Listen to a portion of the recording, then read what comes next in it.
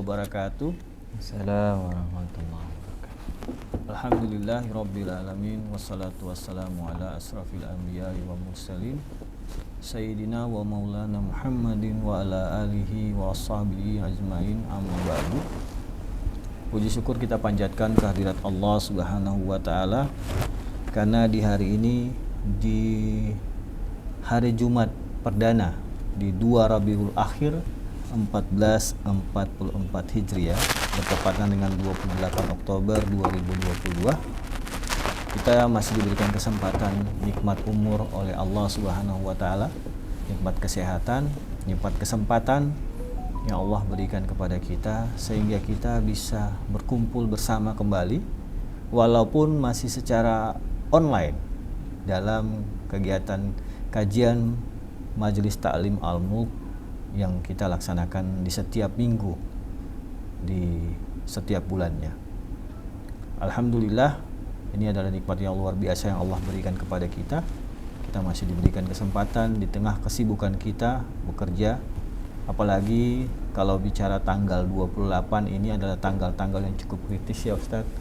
Tanggal-tanggal buat teman-teman sebagian yang memang harus berusaha bekerja menutupi semua pekerjaannya, terutama untuk teman-teman yang di marketing. Ini bukan waktu yang luar biasa buat teman-teman. Tapi alhamdulillah Allah masih memberikan kesempatan untuk teman-teman semuanya berkumpul bersama di sore hari ini. Salawat dan salam kita panjatkan kepada junjungan kita Nabi besar Muhammad sallallahu alaihi wasallam. Insyaallah kita akan mendapatkan syafaat darinya. Kita akan menjadi umat-umat terpilih yang menjadi pengikutnya, yang mengikuti jejaknya di surga nanti, di yaumil mahsyar nanti. Karena Bapak Ibu yang hadir pada saat ini adalah orang-orang yang telah memberikan waktunya untuk belajar terkait agama, terkait apapun yang berkaitan dengan agama Islam. Semoga sekali lagi syafaat itu akan didapatkan oleh Bapak Ibu jamaah Majelis Ta'lim Al-Mulk sekalian. Hari ini kita akan memasuki tema yang lain lagi Ustaz. Setelah kemarin kita bicara masalah keluarga, kali ini juga kita masih bicara tentang masalah keluarga. Dan untuk jamaah ketahui, mungkin jamaah sudah tahu siapa akan bersama-sama dengan kita di sore hari ini. Kita akan bersama dengan Ustaz Zulkifli Faruzai, Ketua Lasya Kesma Maluku, dan ini mungkin adalah bagian dari ilmunya beliau.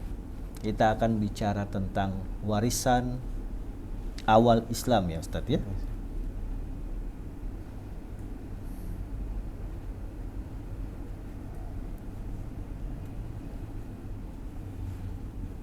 Ya, warisan di awal Islam.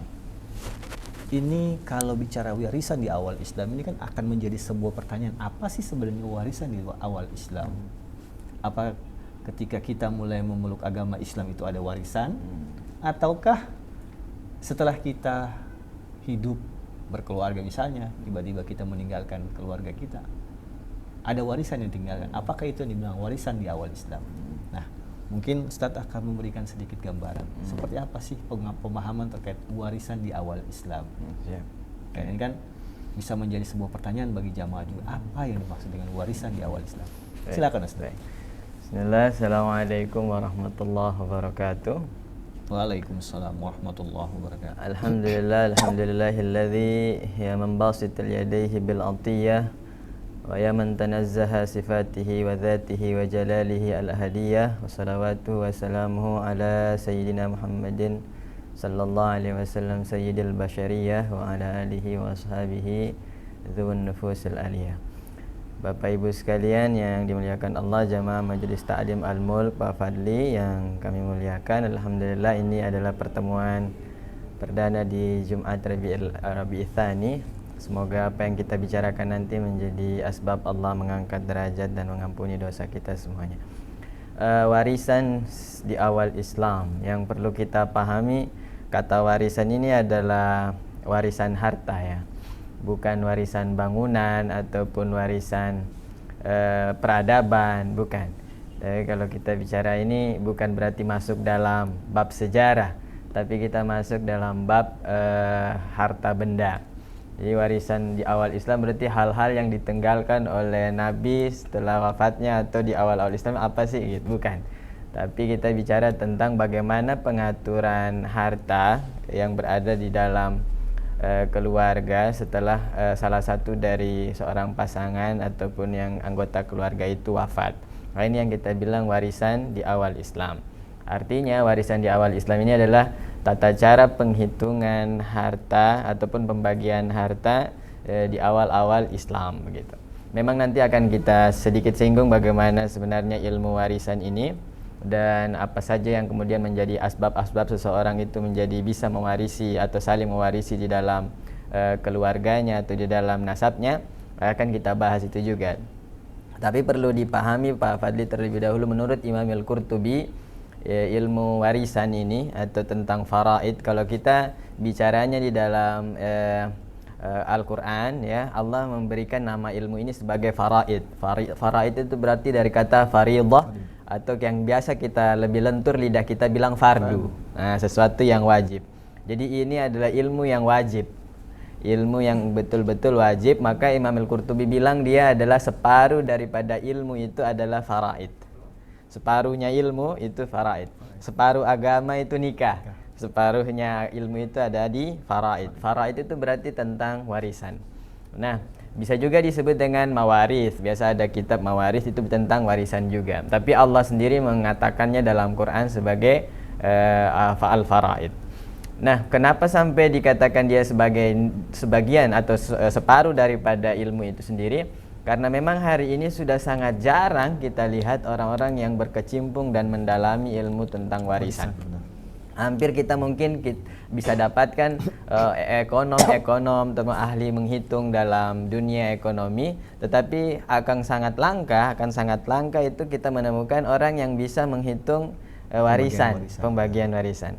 Nah, hari ini memang ada apps tertentu yang bisa kemudian kita masukin dan kita cari secara pribadi, mandiri juga, ini bisa keluar nanti kalau ayahnya wafat, anaknya dapat berapa, atau salah seorang dari pasangan wafat, anaknya dapat berapa, bagaimana pembagiannya, itu ada apps. Tapi itu kemudian juga tidak terlalu membantu pada satu keadaan karena misalnya kerumitan kasus yang terjadi di dalam satu keluarga. Juga saat ini memang kita punya hakim yang nanti akan mensahkan setiap pembagian warisan itu.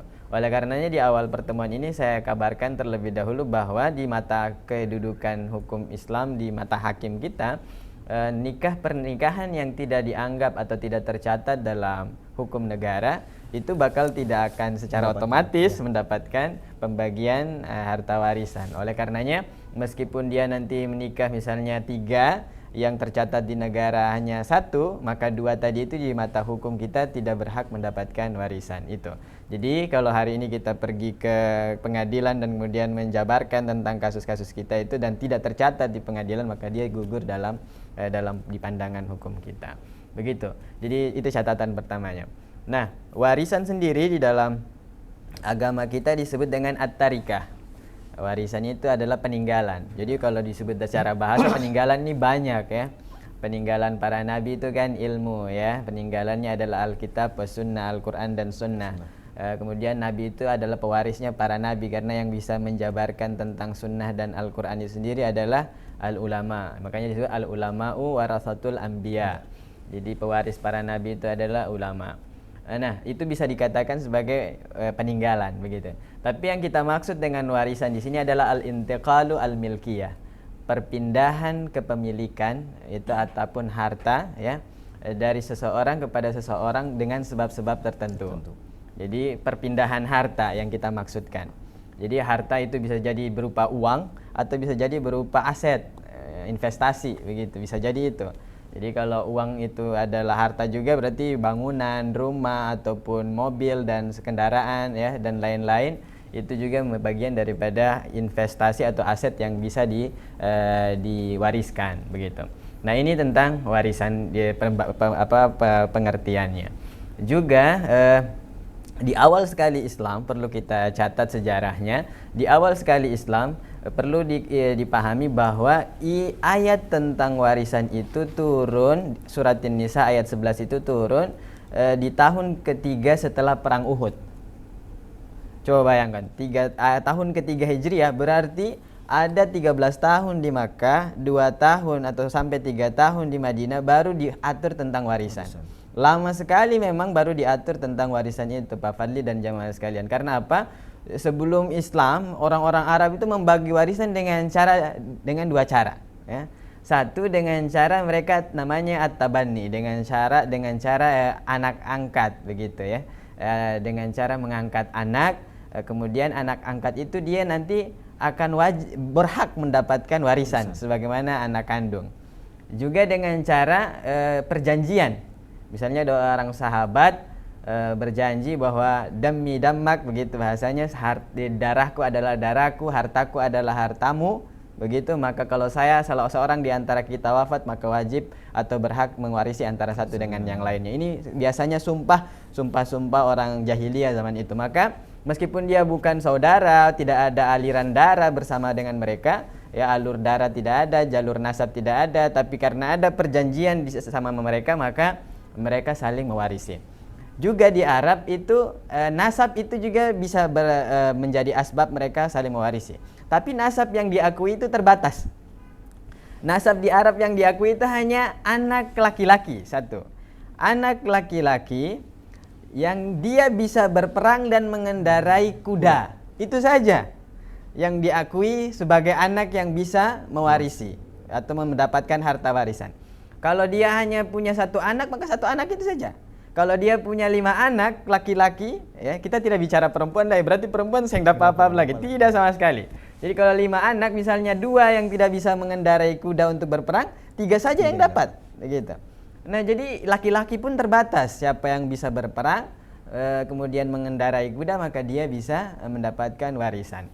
Nah, ini di Arab zaman dulu, sampai kemudian 3 Hijriah, itu berlangsung sampai 3 Hijriah. Nah, kemudian Pak Fadli dan jamaah sekalian, orang Arab zaman dahulu juga bahkan itu perempuan, mohon maaf, ini ibu saja, berarti suaminya, ayahnya itu bisa diwarisi oleh anak laki-laki yang paling tua. Jadi kalau meninggal ayahnya, anak laki-lakinya itu mewarisi ibunya. Ini jahil banget itu, bodoh banget berarti. Makanya disebut dengan zaman jahiliyah. Saya tidak membayangkan bagaimana zaman itu bisa diwariskan ibunya itu. Nah, ini akhirnya kemudian Islam di awal-awalnya Pak Fadli, Nabi juga menetapkan hukum warisan atau pembagian warisan itu terjadi karena asbab satu hijrah. Dia hijrah dari Madinah ke Makkah, kemudian dia karena asbab hijrah itu maka dia kaum muhajirin mendapatkan bagian dari kalangan Ansar. Begitu juga dengan asbab persaudaraan. Rasulullah SAW mempersaudarakan antara sahabatnya yang satu dengan yang lainnya dari kalangan kaum muhajirin dan ansar. Maka kalau wafat di antara salah satu mereka saling mewarisi, gitu. Mu'akhad atau al-hijrah itu pertama sekali Islam. Sampai kemudian tahun ketiga Hijriah setelah perang Uhud, salah seorang sahabiyah ya datang kepada Rasulullah SAW, wahai Nabi, ini 2 anak suami saya.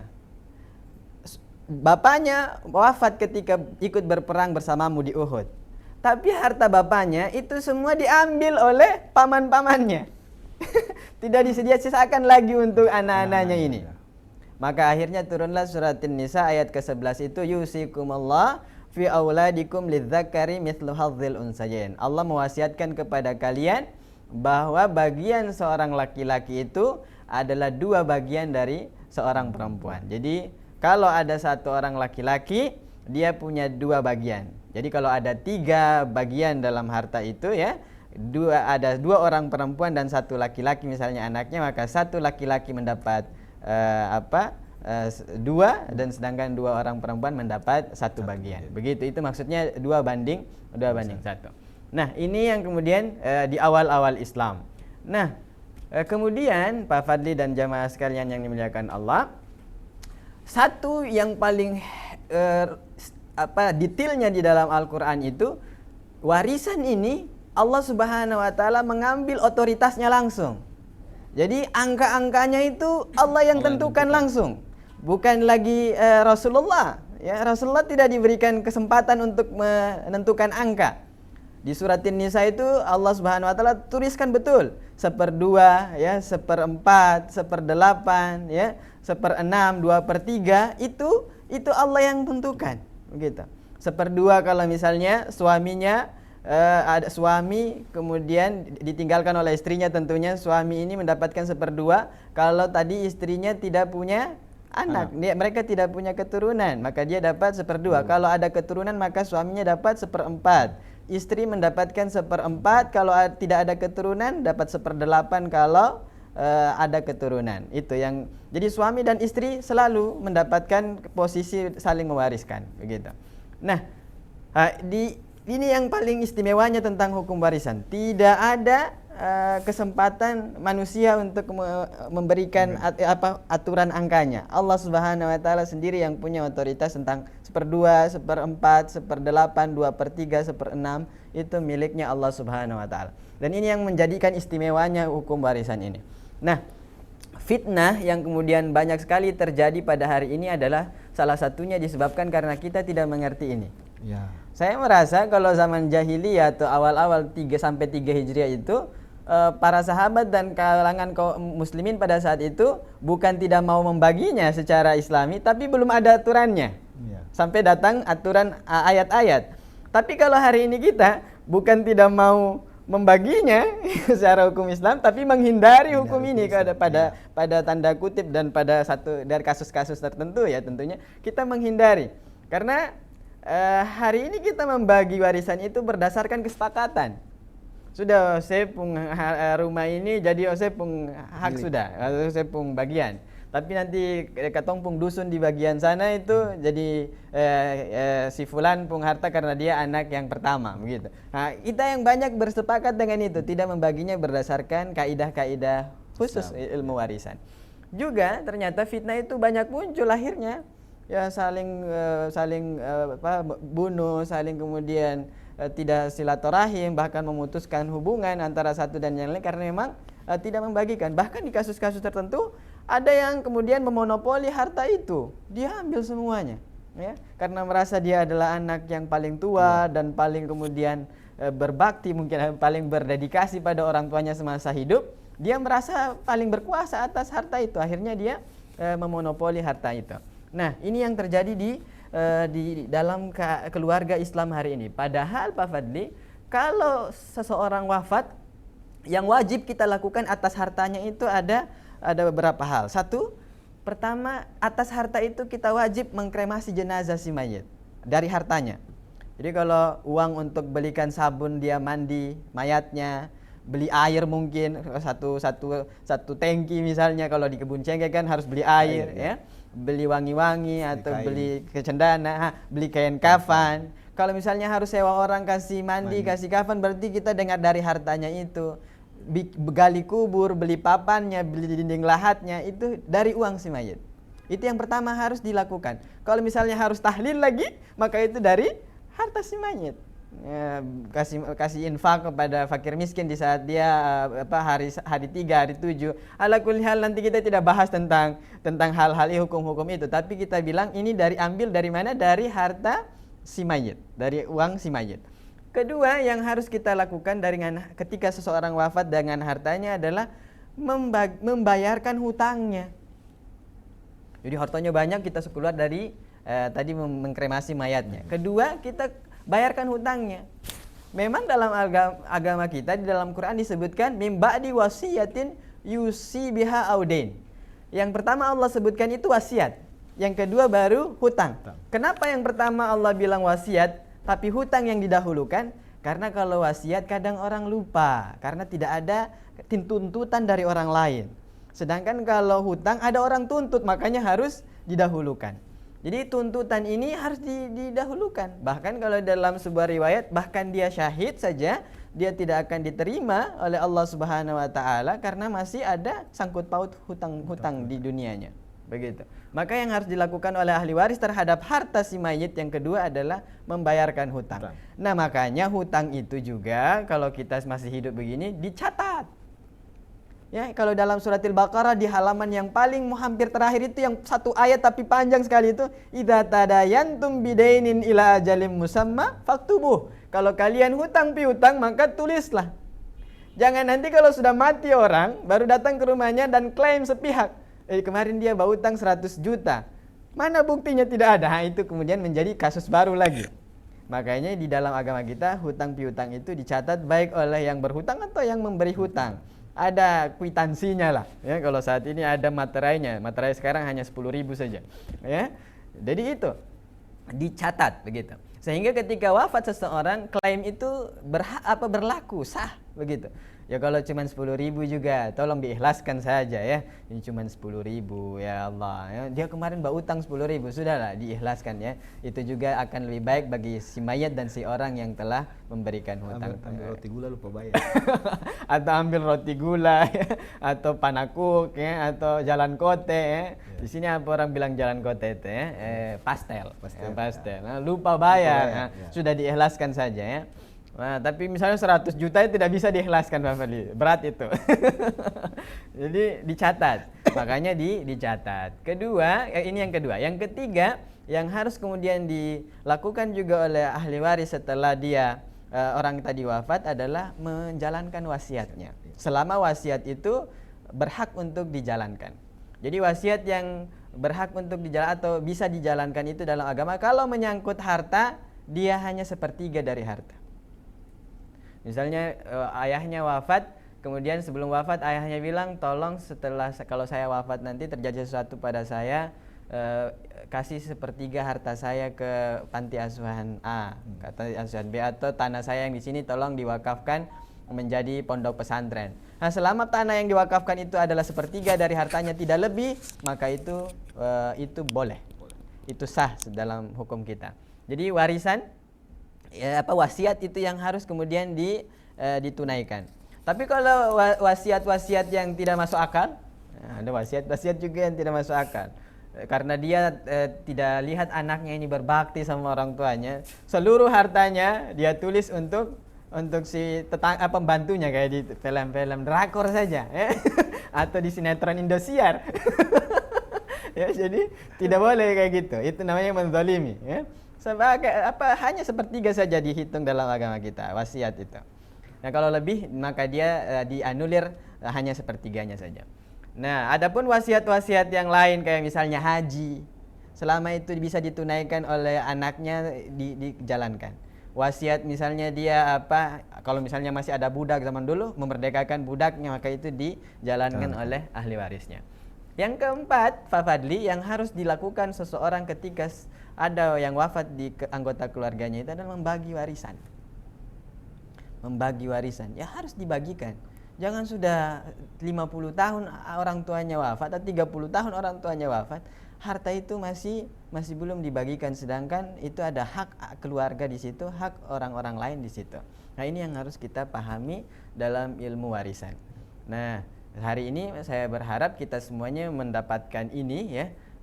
Kalau misalnya tidak bisa datang ke ahli menghitung warisan, datanglah ke pengadilan.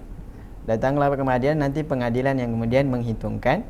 Karena semua yang hari ini kita pelajari dalam hitung-hitungan itu akan sangat tidak berkekuatan hukum kalau pengadilan yang tidak kemudian menetapkan. nanti menetapkan begitu.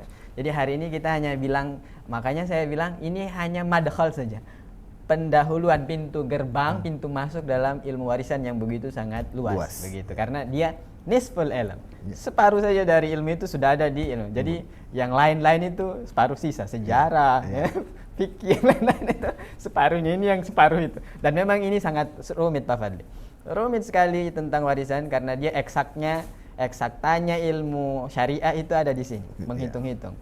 Nanti ada menyamakan angka-angka dan seterusnya, ini rumit, makanya separuh dari ilmu itu. Saya rasa di poin ini dulu kita bicara. Nah, Ustadz, tadi Ustadz sudah berbicara tentang warisan. Ada beberapa hal yang harusnya dilakukan dengan harta yang ditinggalkan oleh seorang yang meninggalkan keluarganya ataupun kerabatnya. Yang pertama, dikremasi menggunakan uang dari. Yang kedua adalah menyelesaikan hutang. Yang ketiga wasiat. Baru keempat adalah membagikan warisan. Tapi kenapa sekarang yang terjadi, Ustadz? Kita mau bilang kayak Ustadz bilang tadi, dulu zaman jahiliyah orang tidak paham. Tapi sekarang sudah ada ayat yang sudah menentukan, tapi yang terjadi adalah sebaliknya. Hutang belum dibayar, Udah warisan dulu. kremasi tidak dipakai dari uang emak itu, wasiat tidak dijalankan. Yang pertama kali dicari, bapak pembuku tabungan atau mama pembuku tabungan mana? Sertifikat tanah mana? Masya Allah. Padahal yang meninggal ini mungkin kuburnya belum Kering. Ibarat kata orang yang bilang, kuburan belum kering dong sudah kumulong gara-gara buku tabungan. Kadang-kadang kalau ini, bapak pu ATM mana? Nah, ini sebenarnya dalam hukum Islam berarti kan sudah ada yang dilanggar. Ketika nanti utang dari orang tua atau orang yang meninggal itu ditagihkan, sementara harta sudah dibagi, terkadang kan malah menjadi masalah. Siapa yang akan menanggung utang itu? Nah, bagaimana sih Islam memandang ini semuanya? Padahal sudah ada urutannya yang sebenarnya harus kita lakukan. Tapi kenyataan yang terjadi dibalik. Nomor satu adalah bagi warisan. Urusan kremasi malah ngumpul-ngumpul dari keluarga sendiri. Iya. Tentu ironis sekali yang kita dapatkan pemandangan dan fenomena umat Islam, dan kemudian kebanyakan kita merasakan hal itu terjadi ya Pak Fadli. Orang-orang jauh lebih berhasrat, jauh lebih ingin mendapatkan warisannya dibandingkan melayakan orang tuanya, kan? Jadi bukti bakti kita kepada orang tua atau si mayit itu, kebaikan kita kepada mereka yang telah wafat itu, ya itu tadi, menjalankan hak-hak yang mereka punya, karena itu harta mereka, ya, harta mereka. Itu yang pertama, karena memang kita ini kerakusan banyak yang menghinggapi. Jadi orang-orang lebih tertarik mengambil apa yang menjadi milik mereka, ya. Sah memang, tapi kemudian ada yang terlanggar, ada yang terlewati. Ya tadi kasusnya, siapa yang membayarkan utang? Ya. Siapa apakah urunan lagi untuk bayar utang? Padahal urutan harusnya adalah membayarkan hutangnya, mengkremasikan jenazahnya, ya kan?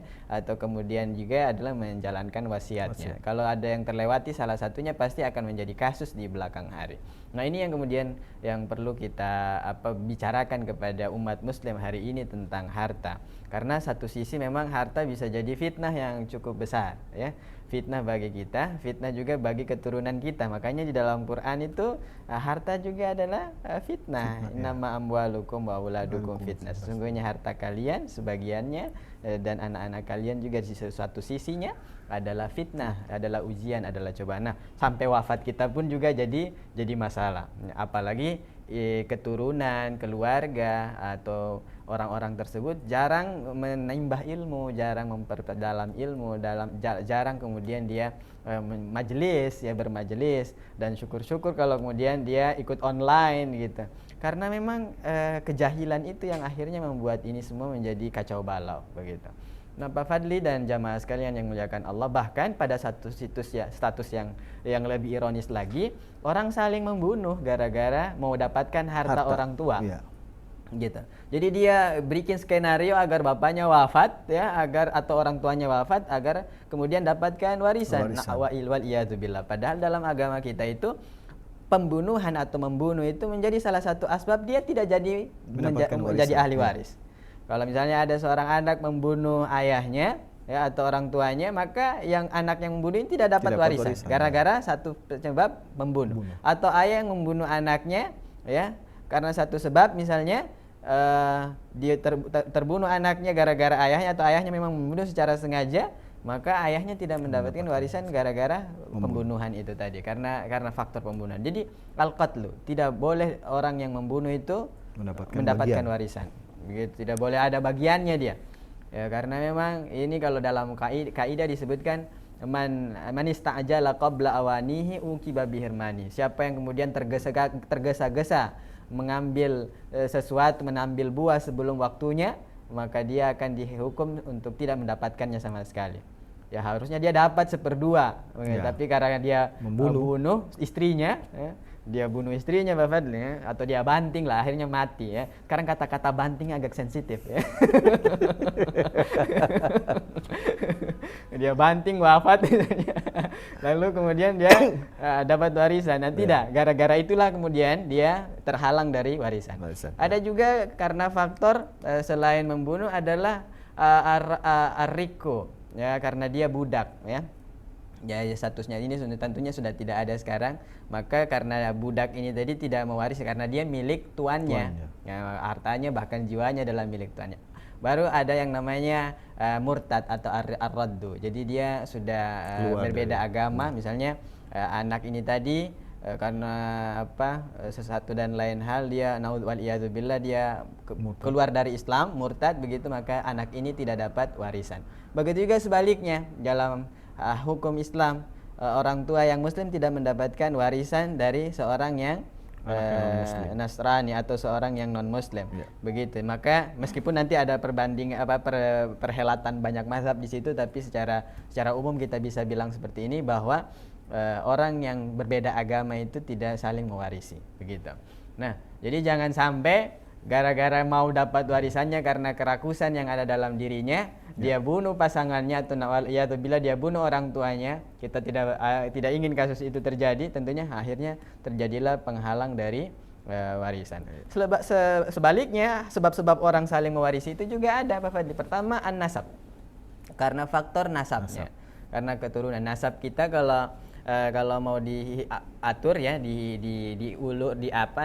didetilkan, nasab itu ada yang nasabnya ke atas, berarti ayah, kakek kita. Kalau dari jalur laki-laki dulu ya, ayah, kakek kita, dan seterusnya kakeknya kakek dari jalur laki-laki itu berhak mendapatkan warisan. Tentu nanti akan ada penghalangnya.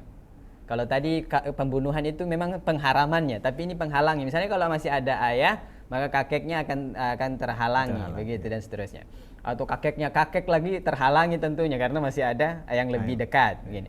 Nah, ini nasab ke atas. Nasab ke bawahnya ini adalah anak laki-laki dan anak perempuan. Ini anak dari jalur laki-laki, tentu anak laki-laki dulu, atau cucu laki-laki dari anak laki-laki, bukan cucu laki-laki dari anak perempuan, bukan. Cucu laki-laki dari anak laki-laki. Ini dari wa in nazala sampai dengan ke bawahnya nanti, cucunya dari anak laki-laki. Kalau dari jalur samping, saudara berarti saudaranya si mayit, bukan saudaranya si anak atau saudaranya si bapak, bukan.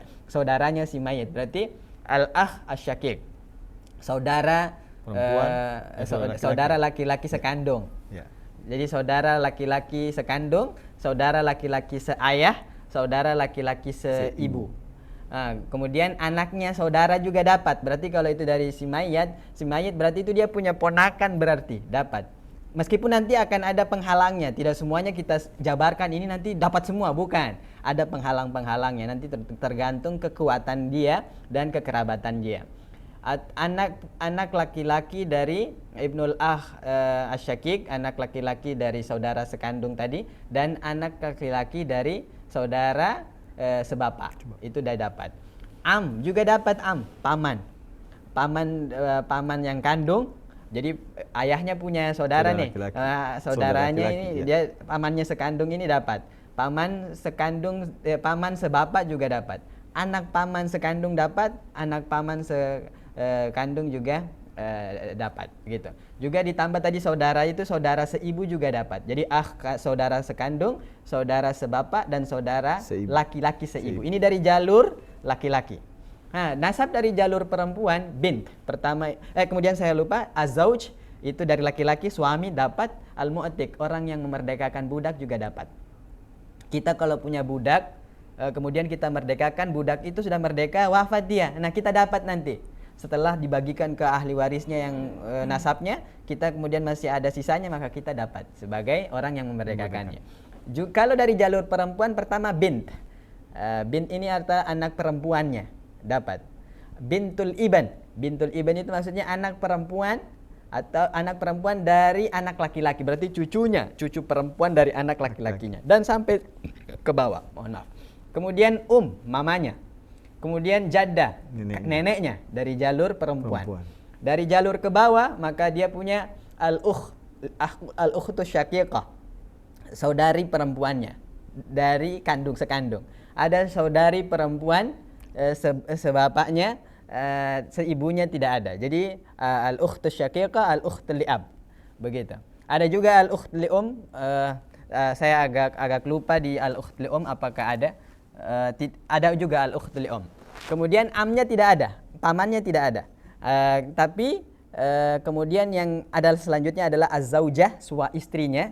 dan kemudian al-mu'tiqah. Kalau yang memerdekakan itu perempuan, maka juga yang perempuan tadi dapat warisan. Jadi ini nasab-nasab, meskipun nanti tidak semuanya dapat. Misalnya Ibn, anak laki-laki ini dapat. Apakah cucu dapat? Tentu terhalang gara-gara masih ada anak. Jadi ada urut-urut kacangnya yang perlu kemudian kita juga pahami. Nah, ini satu sebab karena jalurnya jalur nasab ya. Karena dia kemudian jalur pernikahan, az-zaujah ya, suami dan istri tidak pernah tidak dapat bagian. Kalau meninggal suaminya maka istrinya dapat. Istri itu dapat 1/4 atau 1/8. Suami itu pasti dapat 1/2 atau 1/4. Itu suami. Nah, kemudian al-mu'tiq. Jadi jalur perbudakan tadi, memerdekakan budak itu juga menjadikan kita mendapatkan warisan, sebab-sebabnya. Nah, inilah kemudian yang harus dipahami oleh kita. Nah, hari ini tentu kita tidak bisa masuk ke anak ini dapat 1/2, kemudian kalau saya punya anak, saya punya ini, tidak seperti itu, karena itu terlalu rumit untuk kita rincikan. Dan memang pada akhirnya ketika masuk di hakim, kemudian apa yang kita sebutkan itu dia tidak sama persis, maka kemudian dia gagal atau batal demi hukum. Jadi syarat dan ketentuan berlaku, Pak Fadli. Syarat dan ketentuannya berlaku. Nah, ini yang asbabnya, ini tadi kemudian ada penghalangnya ya, kemudian juga kita pahami warisan ini sesuatu yang kemudian harus disegerakan ya Pak Fadli, jangan sampai menunda-nunda dan akhirnya terjadi fitnah yang sangat besar. Itu yang di poin kedua ini kita bahas. Nah, kita punya pertanyaan dari Bapak Faris Surasan dari Bank Mandiri. Assalamualaikum warahmatullahi wabarakatuh. Afwan Ustaz, izin bertanya terkait pembagian harta warisan. Seperti ini Ustaz, ada orang tua memiliki 2 anak perempuan. Siap. Adapun harta benda yang hendak diwariskan berupa tanah kosong dan rumah beserta isinya. Jika amanah dari orang tua mewariskan, misalnya untuk anak perempuan yang pertama berupa tanah kosong dan anak perempuan kedua diberikan rumah dan isinya, ini yang tadi Ustaz bilang. Dengan pertimbangan anak perempuan sudah memiliki pekerjaan dan telah berumah tangga, sementara anak perempuan belum bekerja dan belum berumah tangga. Pertanyaannya sebagai berikut. Ternyata pertanyaan itu contoh apa kasusnya itu? Kasus. Apakah diperbolehkan pembagian warisan seperti itu? Tadi Ustaz baru bilang. Siap. Ataukah perlu dikonversi ke rupiah untuk dibagi secara adil kepada kedua anak perempuan? Mohon pencerahannya Ustaz. Terima kasih. Wassalamualaikum warahmatullahi wabarakatuh. Baik. Waalaikumsalam warahmatullahi wabarakatuh. Ini kita baru bilang tadi Ustaz. Bapak meninggal, saya dapat rumah kosong, kakak dapat tanah kosong. Tanah kosong. Baik. Begitu. Jadi ini kasus yang memang umum kita temukan. Banyak sekali kemudian kasus-kasus seperti ini. Sudah dibagi-bagi begitu. Tanah dengan pohon kelapa sekian itu milik si fulan, anak 1, anak 2, anak 3. Dan itu akhirnya jatuhnya bukan pada ilmu warisan lagi, tapi ilmu hibah, kasih mengasih. Ilmu bagi-bagi sudah itu sudah dihibahkan.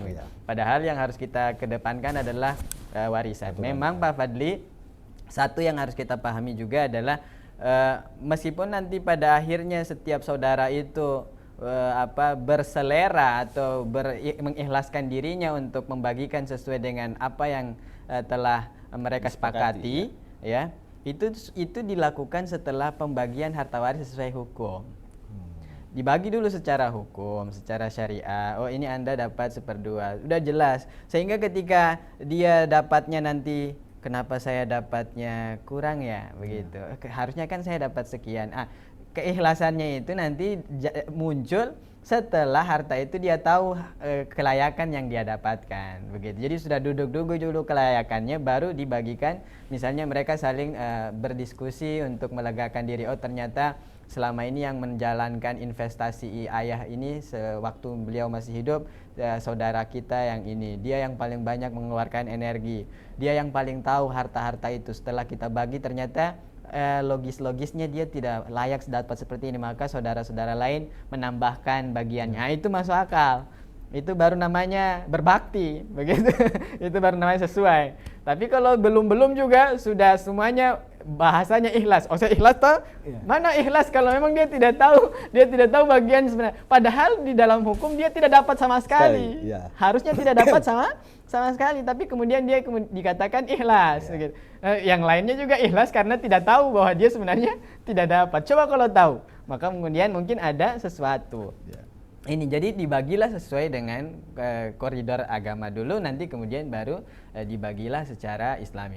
Dan saya berharap kita yang mempelajari hukum ini dan kemudian memiliki keuangan yang baik, finansial yang baik, investasi yang banyak, kitalah yang membagikan secara syariah. Jangan tunggu anak kita yang nantinya berharap mereka yang kemudian membagikan secara syariah. Sebelum wafat kita sudah hitung duluan.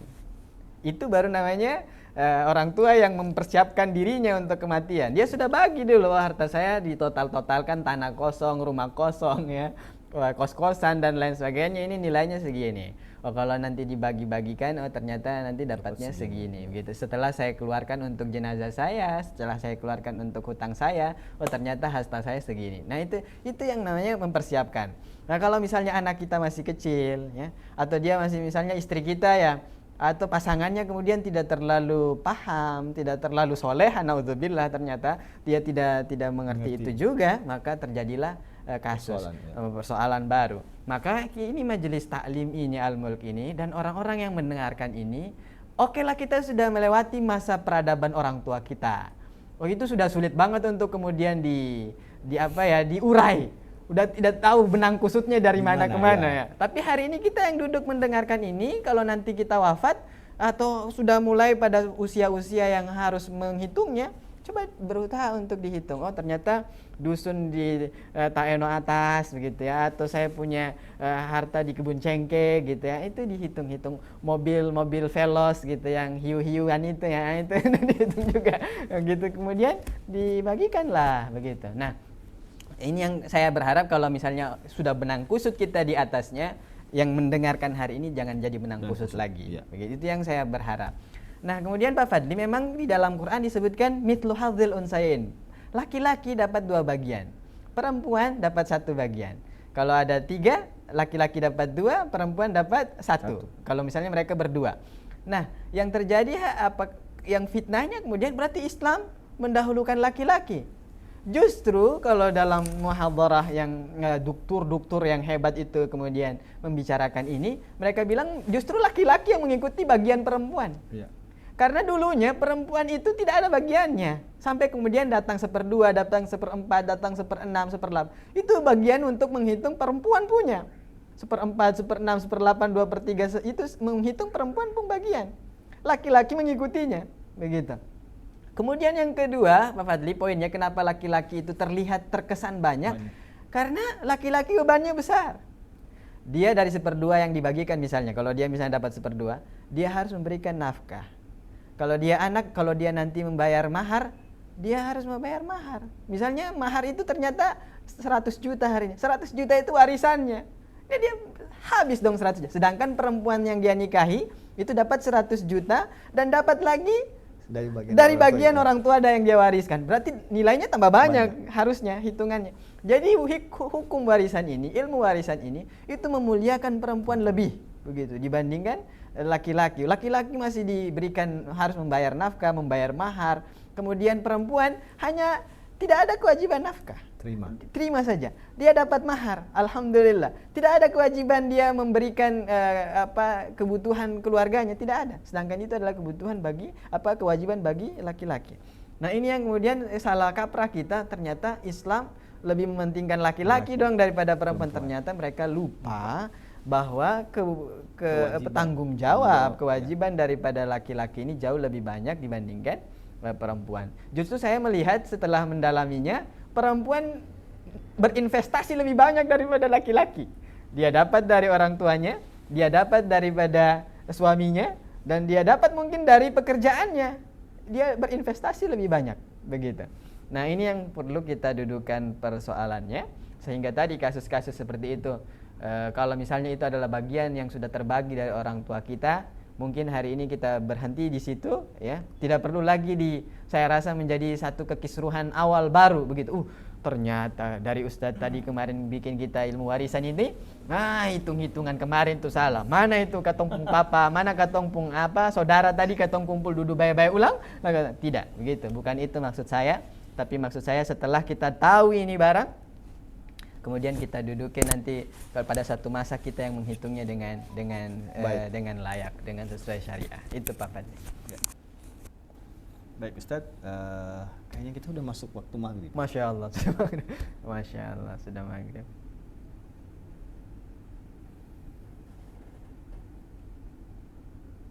Iya, kita lewat 10 menit dari waktu maghrib. Ya. Berarti seperti yang sudah disampaikan oleh Ustadz tadi, bicara setengah dari ilmu agama ini ternyata begitu banyak hal yang kita bisa selesaikan. Sampai terlewat waktunya. Iya. Tadi baru bicara yang urutan siapa yang dapat saja. Udah bingung kita. Pusing. Apalagi kalau kita bicara kelanjutan dari itu. Tapi ini adalah langkah awal seperti yang Ustadz bilang, berarti kita sudah mulai memahami bahwa dalam Islam itu warisan memang penting. Tapi ada hal juga yang tidak boleh kita abaikan dari harta yang ditinggalkan oleh orang yang meninggalkan kita adalah ada haknya dia untuk digunakan, yaitu dikermasi. Itu kesimpulan yang kita harus ambil dulu. Yang kedua, ada kewajibannya yang harus kita tuntaskan, yaitu hutangnya dia. Setelah itu adalah ada tidak wasiat yang dia tinggalkan sebelum dia meninggal. Nah, kalau itu sudah kita penuhi, barulah kita bicara tentang apa yang akan dibagikan. Nah, setelah dibagikan, baru kita bisa tahu siapa yang berhak dan siapa yang tidak berhak. Ini mungkin langkah awal ya Ustaz, yang kita harus pahami dulu sebelum kita masuk lagi ke tingkat yang lebih jauh. Karena kalau sudah bicara nanti yang ke depan ini, otomatis akan banyak hal yang akan kelihatan. Betul.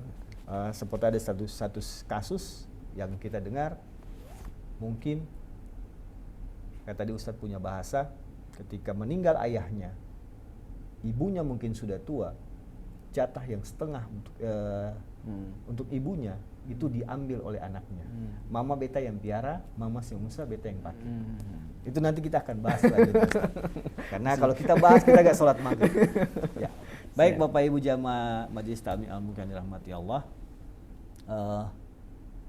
kita bicara tentang ilmu warisan. Seperti yang sudah disampaikan, akan banyak hal yang akan keluar di situ, akan banyak hal yang kita temukan di situ. Karena memang warisan adalah setengah dari ilmu agama yang Allah berikan. Allah sendiri yang menentukan nilainya, Allah sendiri yang menentukan bagaimana pembagiannya. Ini akan menjadi pelajaran penting buat kita, sehingga mungkin seperti yang Ustadz Zul katakan tadi, mungkin ke depan kita lah yang akan memperbaiki bagaimana cara membagi warisan dengan benar, dengan baik, sesuai dengan ajaran Islam. Kita akan berjumpa lagi di pertemuan selanjutnya. Insyaallah Allah memberikan kepada kita pahala untuk pertemuan kita di sore hari ini. Terima kasih untuk teman-teman dari Penin Bank, teman-teman dari Mandiri, teman-teman dari Bank BRI yang sudah hadir bersama kita di sore hari ini. Insyaallah kita akan berjumpa di waktu yang lain. Wabillahi taufiq wal hidayah. Wassalamualaikum warahmatullahi wabarakatuh, dan selamat menjalankan ibadah sholat maghrib.